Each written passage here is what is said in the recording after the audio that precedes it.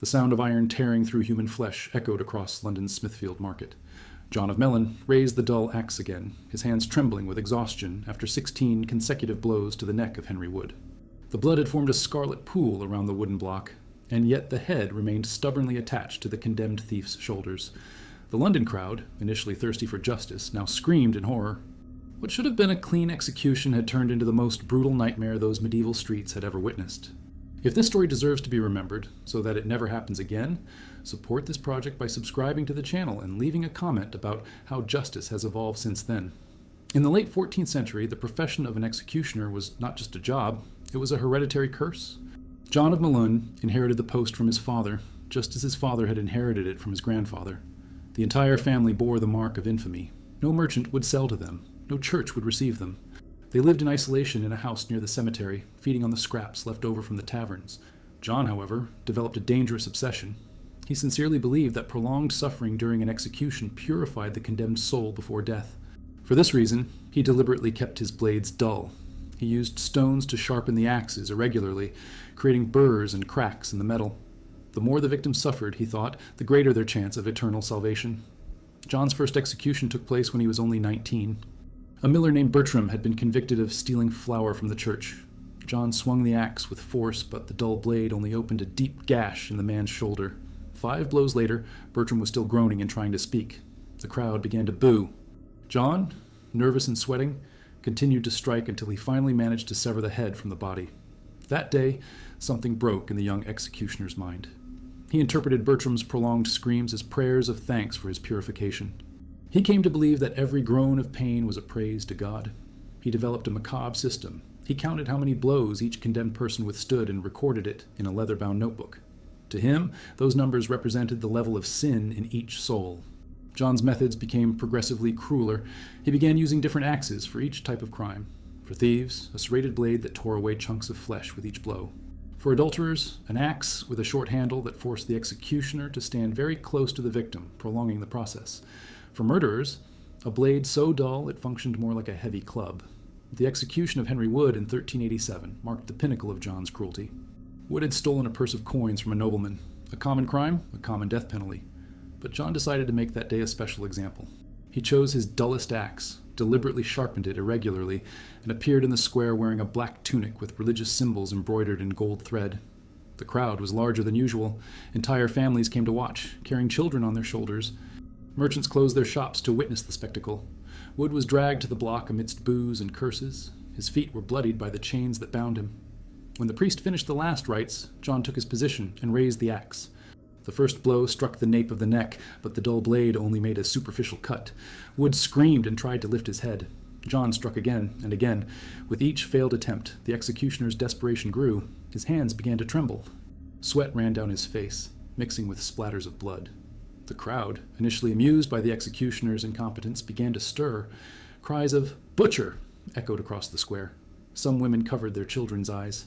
Men began to throw small stones toward the scaffold. John continued to strike mechanically, lost in his religious trance, muttering prayers between each swing. On the 10th blow, Wood was still moving. His tied hands instinctively tried to protect his neck. The blood had formed a pool that reflected the morning sun. John paused for a moment, breathing heavily, and looked at the enraged crowd. He saw faces contorted with disgust and hatred, people vomiting, children crying. It was at that moment that something shifted in the square. What had begun as a thirst for justice had turned into a collective revolt. Someone shouted, "Kill the butcher!" and other voices joined the chorus. John realized the danger, but he was determined to finish what he had started. He believed that interrupting the execution would condemn Wood's soul to eternal hell. The following blows were even more desperate. John began to cry as he struck, his tears mixing with the blood on his face. Wood had stopped moving by the 15th blow, but the executioner continued. 16, 17. Finally, on the 17th blow, the head completely separated from the body and rolled a few feet across the wooden platform. The silence that followed lasted only a few seconds. Then the crowd erupted in uncontrollable fury. Hundreds of people rushed towards the scaffold, screaming for blood. John dropped the axe and ran. He leaped from the platform and hid among the market stalls while the mob destroyed everything around them. Chased through the narrow streets of London, John knew only one escape route, the medieval sewers. He plunged into an opening near the bridge and disappeared into the underground labyrinth of foul-smelling channels. Down there, in the absolute darkness, surrounded by the stench of human waste, John of Melun realized he had become the very demon he thought he was fighting. But the history of brutal executioners was just beginning. In Canterbury, at the same time John was terrorizing London, a man named John Bugatti was beginning a career that would span nearly 7 decades. Bugatti was not just an executioner. He was an artist of death. Each execution was planned like a theatrical performance, with perfect timing and scientifically studied methods to maximize both the suffering and the public spectacle. John had learned the trade from the previous executioner, an elderly man who died while executing a condemned man. He literally dropped dead from exhaustion in the middle of a torture session. The Archbishop of the time, facing problems with criminals who challenged church authority, needed someone more efficient. John presented himself as a candidate and demonstrated his skills using straw dummies stuffed with pig entrails. His specialty was the Archbishop's garrote, an ornate iron chair decorated with religious symbols, equipped with a screw that slowly tightened around the victim's neck. Unlike the quick methods of hanging, John's garrote could take up to 15 minutes to kill someone. The screw was turned half a rotation at a time, gradually tightening the throat until the person died from slow asphyxiation. John developed a specific ritual for each execution.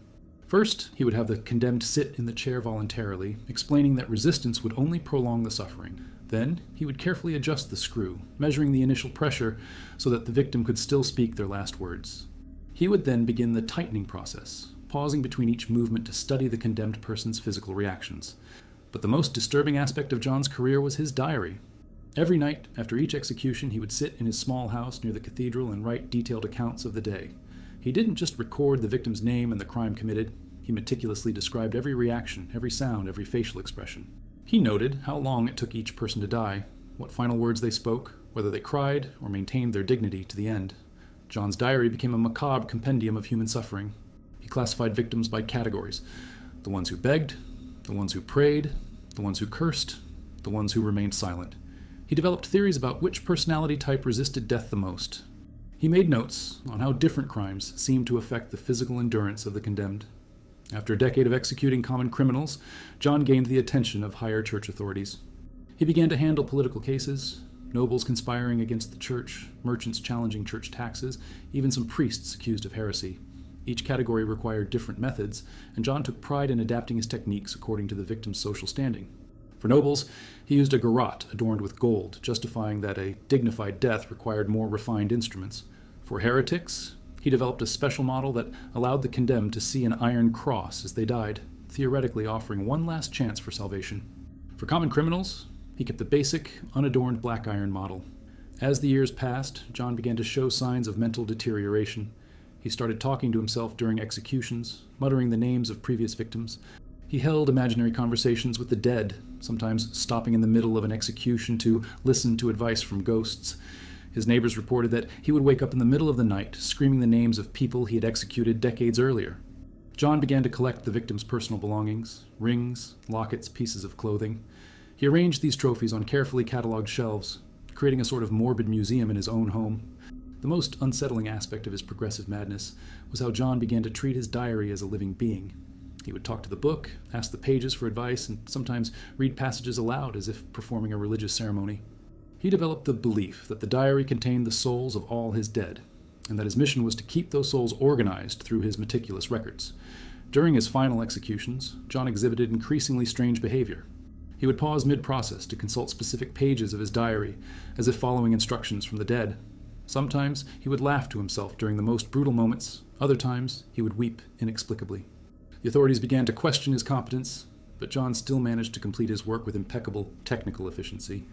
While John was gradually losing his mind in Canterbury, on the other side of Europe, in revolutionary France, a man was about to completely redefine the nature of public execution. Charles-Henri Sanson was not just an executioner. He was the heir to a dynasty of executioners that had served the French monarchy for generations. But in 1792, when the guillotine was introduced as a humane method of execution, Sanson discovered that he could kill with an industrial efficiency never before seen in human history. The French Revolution transformed execution from an occasional event into a daily routine. Sanson, who had executed only a few dozen people during the entire Ancien Regime, suddenly found himself processing hundreds of condemned individuals per month.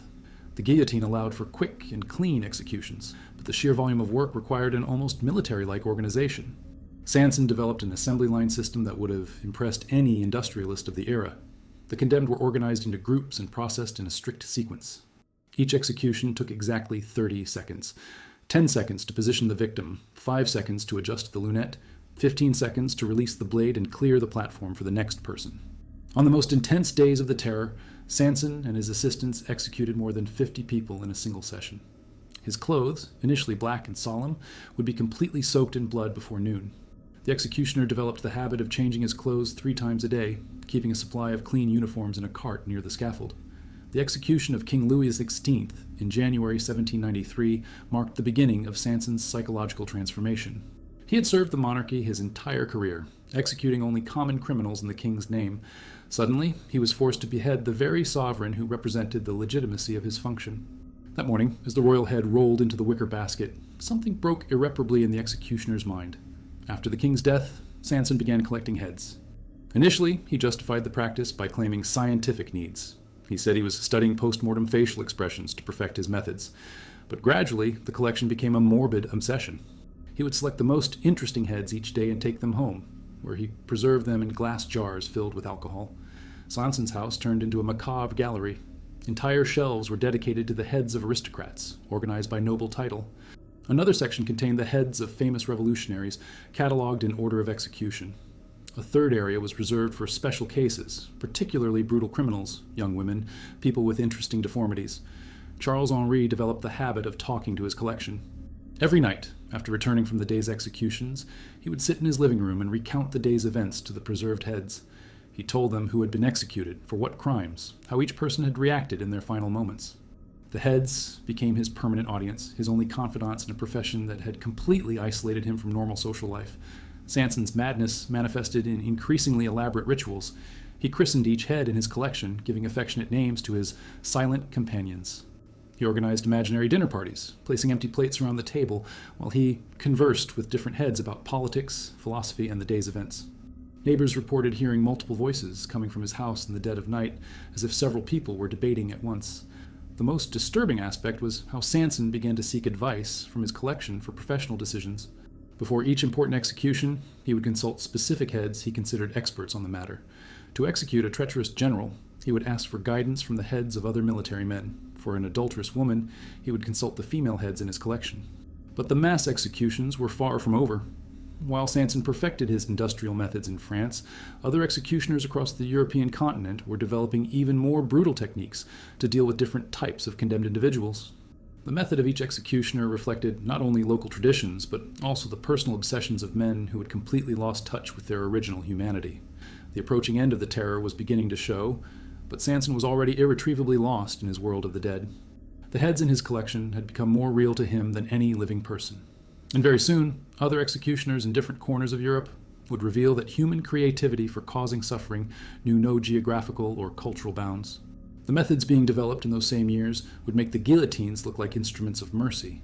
In the Holy Roman Empire, William of Grumbach had developed a specialty that made the French guillotines seem like acts of mercy. Quartering by horses was reserved for the most serious crimes against the emperor, but William transformed this ancient punishment into an exact science of prolonging human agony. His first execution by quartering took place in 1521, when a baron named Frederick was condemned for conspiring against Charles V. Traditionally, the condemned was tied to 4 horses that ran in opposite directions until the body was torn apart. William, however, discovered that he could precisely control the time and intensity of the suffering by adjusting the length of the ropes and the training of the horses. William spent months preparing for each execution. He trained the horses himself, conditioning them to run at specific speeds. He developed a system of ropes of different lengths. Shorter ropes created immediate tension and a quick death, while longer ropes allowed the condemned to be dragged for minutes before the pressure became lethal. For the execution of Baron Frederick, William decided to give a special demonstration of his skills. He tied the condemned man with specially prepared leather ropes, which were stronger than usual. The horses were positioned so that the tension would increase gradually, creating mounting pain without immediately tearing the limbs apart. The main square of York was packed that June morning. Frederick was dragged naked to the center of the square, where 4 wooden stakes marked the anchor points. His hands and feet were tied with William's special ropes, and he personally checked each knot. The Baron, still conscious, begged for a quick death. William gave the signal, and the horses began to walk slowly away. Initially, Frederick only felt the ropes tightening. Then came the pressure on his wrists and ankles. Then the real pain began, a feeling of being literally pulled apart, joint by joint. The horses continued to walk, but Frederick's body refused to tear. The special ropes and the natural resistance of muscles and bones created a situation William had not anticipated. The Baron was being tortured by the tension, but he was not dying. His screams echoed across the square as the crowd watched in horrified silence. After 2 hours under the scorching sun, Frederick was still alive, stretched out like a medieval torture device. His joints had been dislocated, creating unimaginable pain, but his limbs remained attached to his torso. William realized he needed to intervene to complete the execution. It was then that the executioner revealed the extent of his calculated cruelty. He had foreseen this possibility and had brought special saws to help the process. While Frederick remained stretched by the horses, William began to methodically saw through each joint, starting with the wrists. The sound of the saw cutting through human bone mingled with the condemned man's screams and the horse's whinnies. William worked with surgical precision, cutting just enough to weaken the joints without immediately killing the victim. First, the right wrist came apart with a dry snap, then the left. Frederick was still conscious when William began working on his ankles. The crowd had become silent accomplices to this atrocity. Some people vomited, others fainted, but no one moved to interrupt the spectacle. The absolute power of the Emperor was being demonstrated through the systematic destruction of a human body, and everyone understood the message. When the last limb was severed, Frederick finally died. 4 hours had passed since the execution began. William calmly walked among the pieces scattered across the square, collecting a gold coin for each severed limb, an extra fee he had negotiated with the imperial authorities. But William's brutality was just one example of what was happening simultaneously in other parts of Europe.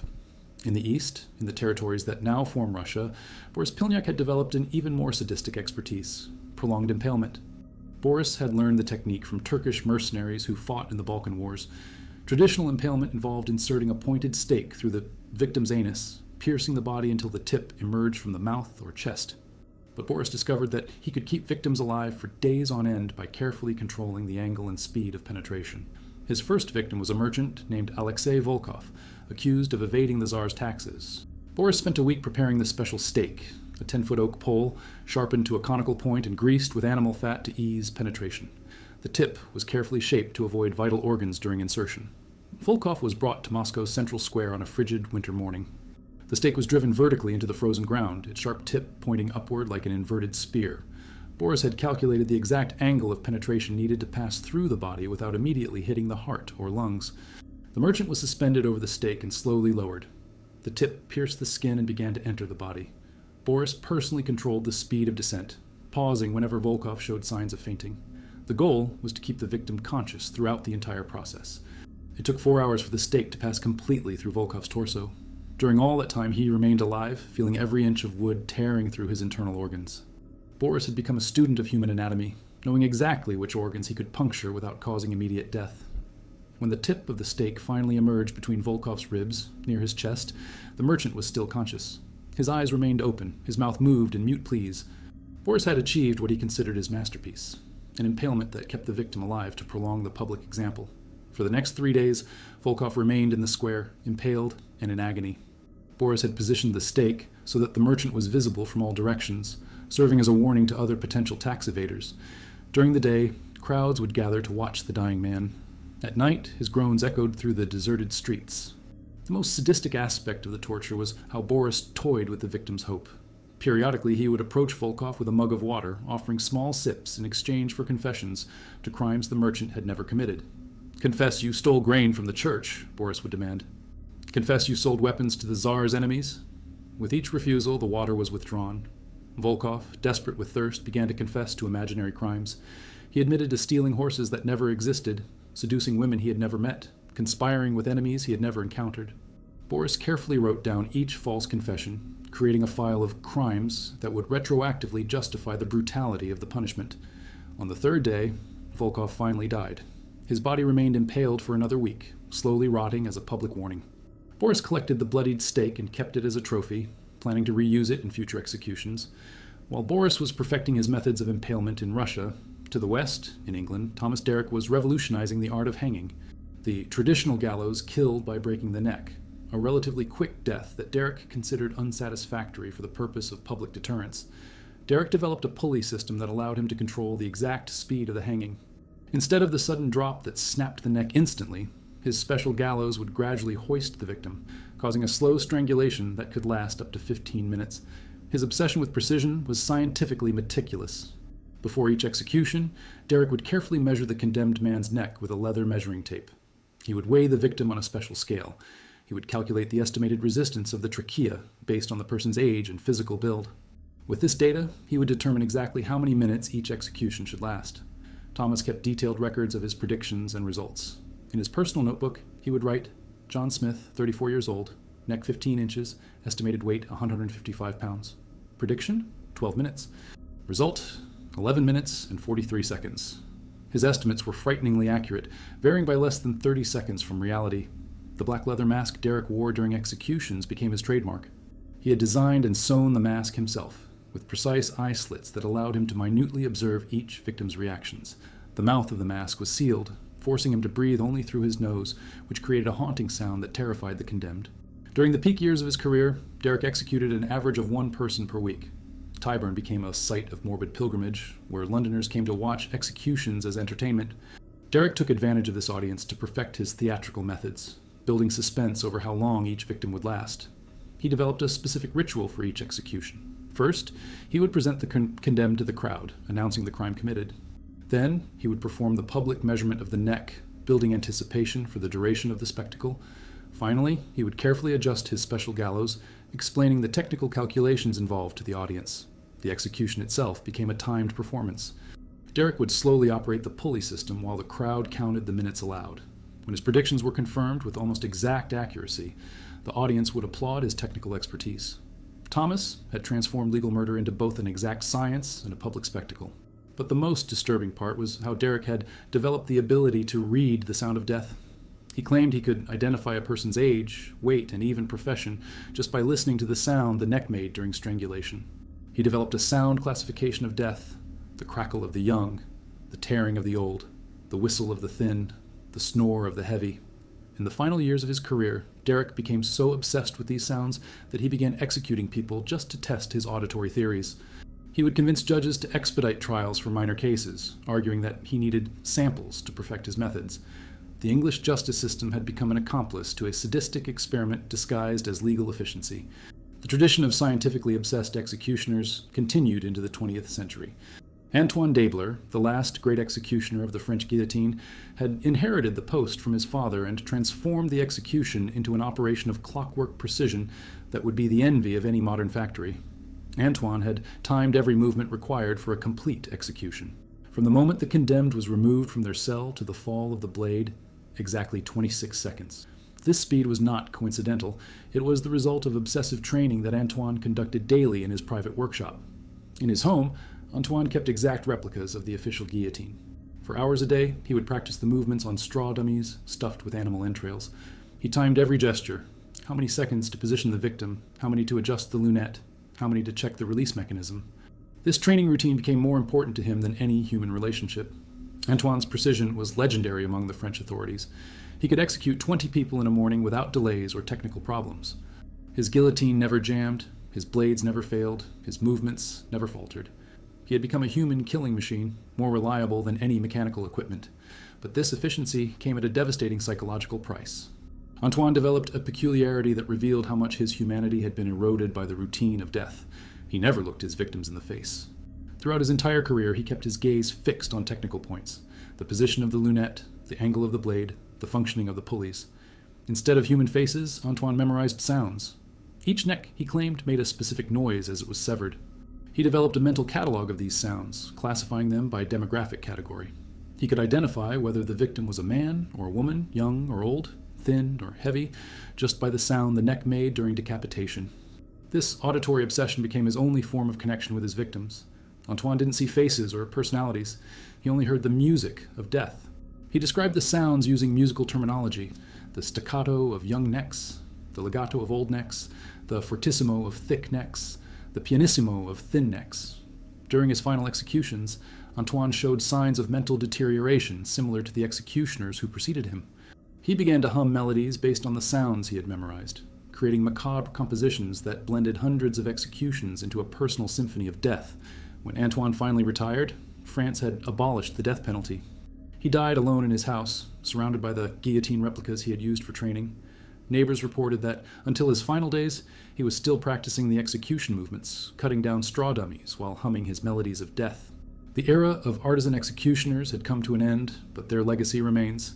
John of Melun, John Bugatti, Charles-Henri Sanson, William of Grumbach, Boris Pilniak, Thomas Derrick, and Antoine Dabler represented different facets of the human capacity to ritualize and perfect cruelty. Each, in their own way, transformed legal murder into a sadistic art that reflected the darkest obsessions of their times. These men were not born monsters. They were created by societies that demanded public spectacles of suffering. Their brutal techniques were applauded by bloodthirsty crowds, approved by religious and political authorities, and funded by taxes paid by ordinary citizens. The responsibility for these atrocities did not belong only to the executioners, but to entire civilizations that found entertainment in the organized agony of other human beings. Today, when we observe modern executions, supposedly humane, through lethal injections or gas chambers, we must ask ourselves if we have truly evolved or if we have merely refined our methods of killing in the name of justice.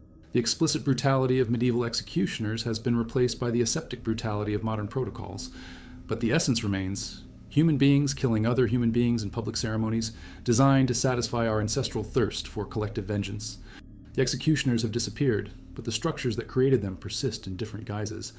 The same society that applauded John of Melun as he mutilated Henry Wood now watches televised executions in countries that retain capital punishment.